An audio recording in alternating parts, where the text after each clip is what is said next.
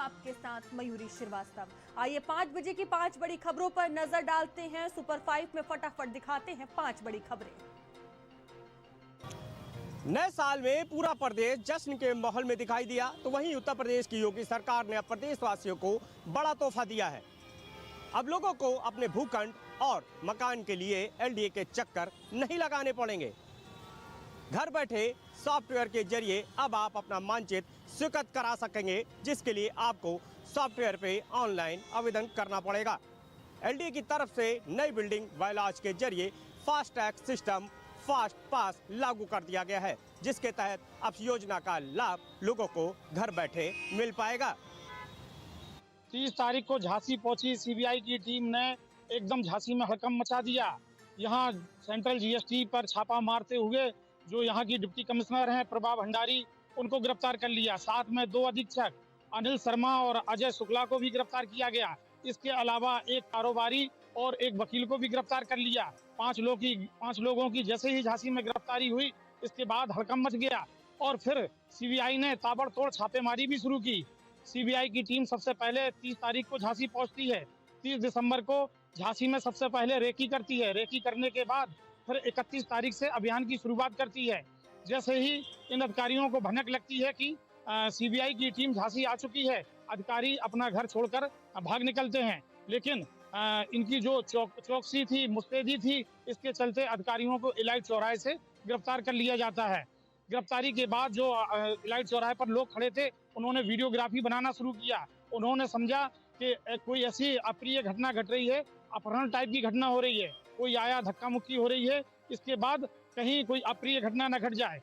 जिसके चलते फिर सीबीआई के अधिकारियों ने वहां कुछ मीडिया कर्मियों को इशारा किया कि हम लोग सीबीआई से हैं और ये सेंट्रल जीएसटी के अधिकारी हैं। इनके पास से लगभग 1.5 करोड़ रुपया बरामद हुआ है, जो इनके पास इस गाड़ी में रखा है और हम इनको लेकर जा रहे हैं, छापेमारी कर रहे हैं।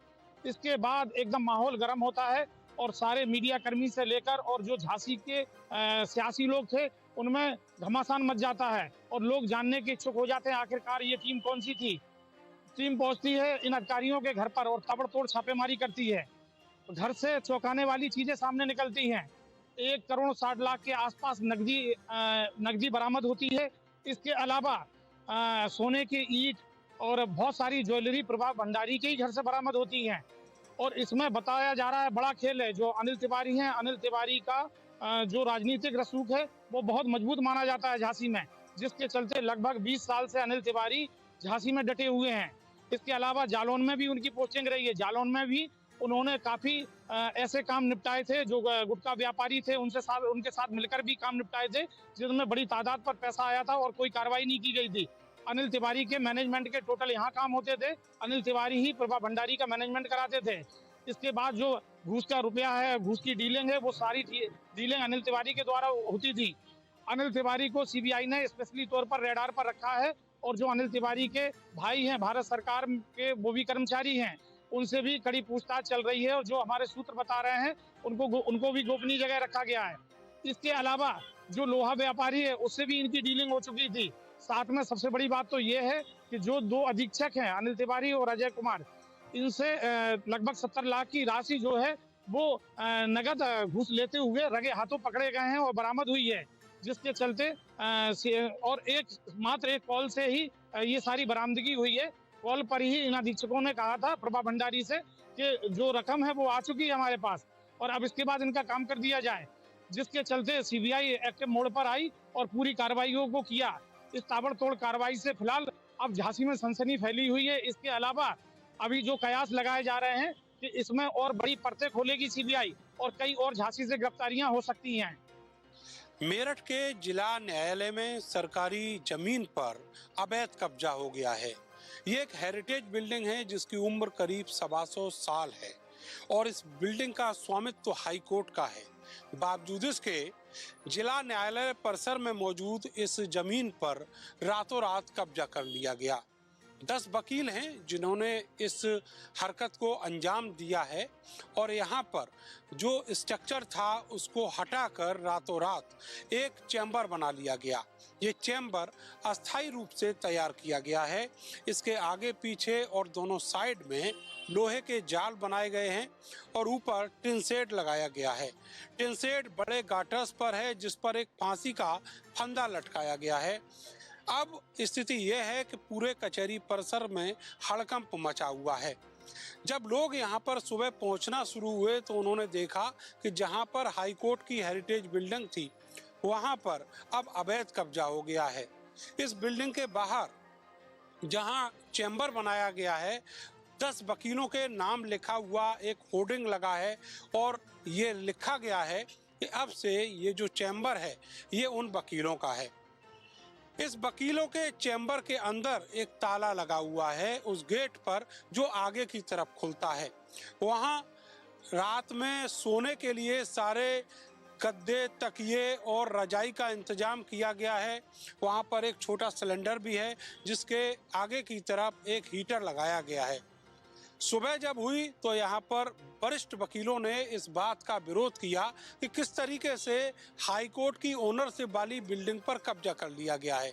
लेकिन जिन जूनियर वकीलों ने इस बिल्डिंग पर कब्जा किया है उनका कहना है कि उनको बैठने के लिए इस कैंपस में कहीं जगह नहीं थी, इसलिए उन्होंने इस सरकारी ज़मीन पर कब्जा कर लिया है और वो इस दलील को लीगल बता रहे हैं। दूसरी तरफ जो वरिष्ठ अधिवक्ता हैं उनका कहना है कि इस तरीके से तो जो वकील हैं उनकी प्रतिष्ठा खतरे में है और कहीं ना कहीं वो प्रशासन के और पुलिस के निशाने पर हैं। ऐसे में एक गलत परिपाटी और परंपरा जन्म ले रही है जिसके चलते सरकारी जमीन पर अवैध कब्जा किया जा रहा है और उसको लीगलाइज बताया जा रहा है अपनी अपनी तरह से दलील देकर। फिलहाल इस पूरे मामले में जिला प्रशासन और पुलिस ने उन वकीलों को अल्टीमेटम दिया है जो इस चैम्बर के अंदर बैठे हुए हैं। साथ ही डिस्ट्रिक्ट जज ने इस मामले में फरीन नाम के एक वकील को नोटिस जारी किया है कि वो तत्काल प्रभाव से इस चैम्बर को, इस भूमि को खाली कर दें और अगर वो ऐसा नहीं करते हैं तो उनके खिलाफ कड़ी कार्रवाई की जाएगी। अब जो वकील अंदर बैठे हुए हैं उनका कहना है कि वो किसी भी सूरत में यहाँ से नहीं हटेंगे और उनको अगर यहाँ से हटाने की कोशिश की गई तो वो यहीं इस लटके हुए फंदे पर अपनी जान दे देंगे। कसिया थाना क्षेत्र में कल जुड़वनिया में अफरा तफरी का माहौल हो गया क्योंकि निशांत की चाकुओं से गोद कर हत्या करने का प्रयास किया गया। इसकी सूचना जब ग्रामीणों और घर वालों को हुई तो निशांत को लेकर अस्पताल भागे जहां डॉक्टरों ने उसे मृत घोषित कर दिया। निशांत की हत्या नौशाद ने की थी। ये बात जंगल की आग की तरह फैली और जुड़वनिया में काफ़ी संख्या में ग्रामीण इकट्ठा हुए और उसे लेकर पोस्टमार्टम हाउस गए। आज पोस्टमार्टम हाउस से शव आने के बाद ग्रामीणों सहित भारी संख्या में लोग और घर वाले धरनारत हो गए और उनकी मांग थी कि इस पूरे हत्याकांड में जितने भी शामिल हैं उन्हें कठोर से कठोर कार्रवाई की जाए और जो अन्य अभी भी फरार हैं उन्हें एनकाउंटर किया जाए। हालांकि पुलिस का कहना है कि इस घटना को 2 लोग कारित किए, नौशाद और उसका दोस्त, जो कि दोनों पुलिस की गिरफ्त में है।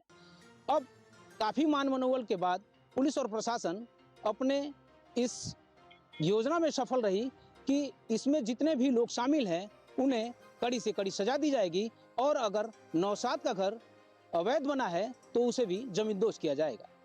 अब घर वाले इसी आश्वासन पे विश्वास करके और अंतिम यात्रा के लिए प्रशासन के साथ घटना स्थल से अब अंत्येष्टि स्थल की ओर बढ़ रहे हैं और उस बच्चे को अंतिम मुखाग्नि देने की तरफ हैं। जिले में महिला की हत्या से पूरे क्षेत्र में सनसनी फैल गई। पूरे मामले की अगर बात की जाए तो पूरा मामला मुसाविर खाना कोतवाली क्षेत्र के मोहम्मद नवाज गांव का है, जहां पर बताया जा रहा है कि देर शाम एक महिला की पिटाई की जाती है। उसके बाद गंभीर रूप से घायल महिला को इलाज के लिए सीएचसी से जिला अस्पताल रेफर कर दिया जाता है, जहां पर इलाज के दौरान महिला की मौत हो जाती है। बताया जा रहा है कि महिला की के साथ मारपीट जमीनी विवाद को लेकर की गई थी, जो कि पिछले 5 सालों से जमीन को लेकर विवाद चल रहा था। पूरे मामले में यह भी एक नया मोड़ आया है। पीड़ित परिजनों के मुताबिक कि बुजुर्ग महिला के से और एक जो उसके घर का गार्जियन एक युवक था, उसके साथ ग्राम प्रधान हो या उसके साथियों के साथ दिन में कहासुनी हुई थी। कहासुनी के बाद महिला को देर शाम कुछ अज्ञात लोगों द्वारा पीटा जाता है। उसके बाद महिला गंभीर रूप से घायल हो जाती है। लोगों की सूचना पर परिजनों ने पहुंचकर महिला को इलाज के लिए जिला अस्पताल भेजे, जहां पर उसकी मौत हो जाती है। महिला की मौत के बाद पूरे क्षेत्र में हड़कंप मच जाता है। वैसे भी पुलिस ने शव को कब्जे में ले लिया है और पोस्टमार्टम को